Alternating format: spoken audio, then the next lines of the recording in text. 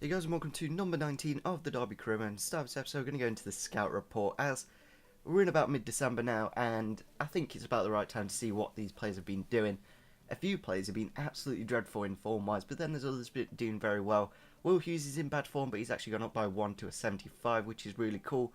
Johnny Russell up to a 73 already, that's really nice. Hoffman up by a couple, he's in excellent form at the moment, really good sign. I'm glad I got him, he's a bit of a different striker and a bit of a different option. So, moving on to the bench now, Eunice has gone up to a 74. He's gone up by 3 ratings in the space of about 3 months. So that's absolutely fantastic. If he keeps up that form of 1 rating per month, then we got a really good player on our hands.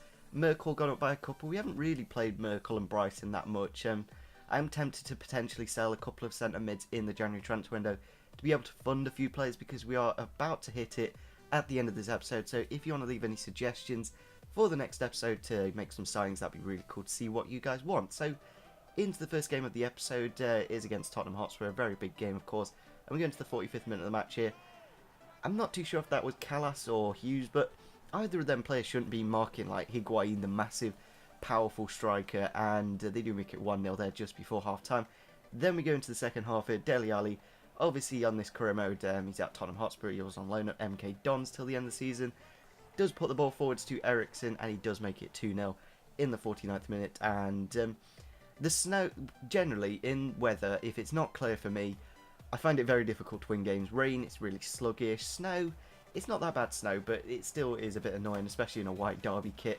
They do make it 3-0 there in the 60th minute of the match, and then I thought, let's just change it up. Let's just stick as many people as we can up the pitch and try and get a few consolation goals. If we can get to like 3-2 or something, that'd be quite nice. Going to stick Aston, Ings and Hoffman all up front, and then this like arrow-shaped attack kind of thing. So going into the game here, and it kind of does work straight away. We go on the attack here with Danny Ings. He brings the ball forwards, and it is a bit of a glitch just running from kickoffs against the computer because they are not the best at that. And I'm not too sure who that was. I think it was Yedlin with the ball control. Hoffman wins the ball and makes it 3-1. So an immediate effect, but then Tottenham go on the attack straight from our goal.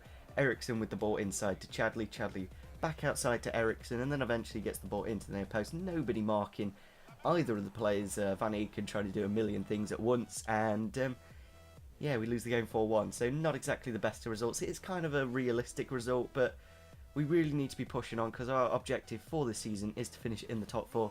Currently sat about 12th, so not really looking too well for us. We're going to just mix it up for this next game against Newcastle. Should be able to get a positive result from the game. Newcastle, not really the best of teams. They do sell quite a few of their big players in career mode, so it'd be interesting to see what we can do in the game. Just going to, make it all nice and fit and everyone ready for the game. We're going to actually play Eunice at strike and see how that goes. I think a bit more pace up front, that could potentially just give us that extra threat. Obviously, Danny Ings is a bit low on fitness. Going to be playing Cessie Campbell on the right and Ince down the middle. So into the 14th minute of the match here. Thomas Ince on the attack, really nice bit of pace and dribbling. Takes it around Janmaat with a nice bit of skill, then does another bit of skill to do him again. Hits the ball and goes into the back of the net, makes it 1-0. A really good start to the game. And Ince in the centre attacking mid position, he's actually really effective. It is a shame that we do have both Eunice and Lingard kind of facilitating those positions most of the time, but obviously in this game needed Eunice up front as Danny Ings was a bit low on fitness. So Bamford there on his right foot makes it 2-0 just before half time. A nice bit of skill as well from him. But then we go into the 61st minute of the match here. Nice through ball for Remy Cabella. Puts the ball inside. Then across to Perez. And then again, I don't know, the 3 at the back, it just doesn't mark enough players. And if we go forward, I think we really need to consider maybe going to a 5 or a 4 at the back. Because at the moment, defensively, we're just conceding very silly goals. So into the next game against Aston Villa. Another team that we should be able to beat, but they do actually make some really overpowered signings on this career mode. I think Lassana Traore or something like that, one of the Traores anyway, goes to them quite often, and a few other really pacey players. So Aston Villa are actually a really good team on career mode. So into the 31st minute of the match here, Traore there with his left foot. Butland does get a hand to it, but unfortunately it does roll into the back of the net to make it 1-0. Not exactly the best starts to the game, but nevertheless we're going to have to go into the second half here.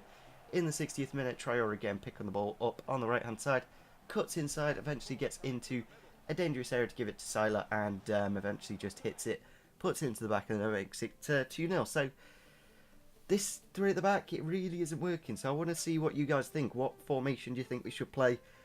We don't really have that good right back. At the moment we've got Sessegnon Cambo, but obviously we're about to hit the January transfer window, so I think changing to a four at the back, getting a really good like 70 plus right back, potentially trading in a centre mid or a centre back for him, that could be an option tactically. I think that'd be a really good idea. So we go into the 62nd minute here. We did like put everyone up front again. Kind of got back into the game with Danny Ings there. Really nice volley to make it 2-1. But minutes later again, I don't know what it is. You get the goal and then you can see straight away. Look at that defence. Just absolutely atrocious. Callas just, there you go, mate. Go through and score and you're still onside. Don't worry about that. And then we go into the 74th minute. 5 minutes later, Sergio Aurier playing at the left back position. Passes it inside to Westwood. Westwood into Bonglahor, and then a Bonglahor just sways it across the Burke and makes it 4-1. So yeah, this 3-5-2 just not working anymore. It was working last season, but not anymore. I don't think we should continue with this formation. We do actually win a penalty here in the 90th minute of the match. We do take it with Johnny Russell. He does save it, get the corner. Then from the corner, we go short with Jesse Lingard eventually, and he does run it into the box.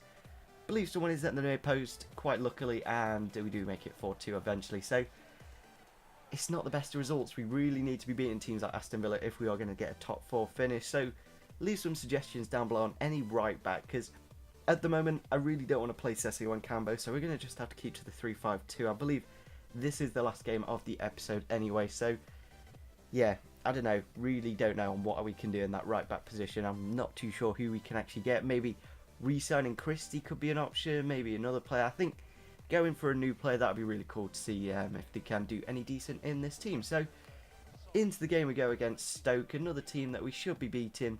But look at this defending. Van Aken tries to get the ball into Jesse Lingard in the middle, just nowhere near him, goes to Jonathan Walters. Arnautovic with the ball into the back post, and they do head it into the back of the net to make it 1-0.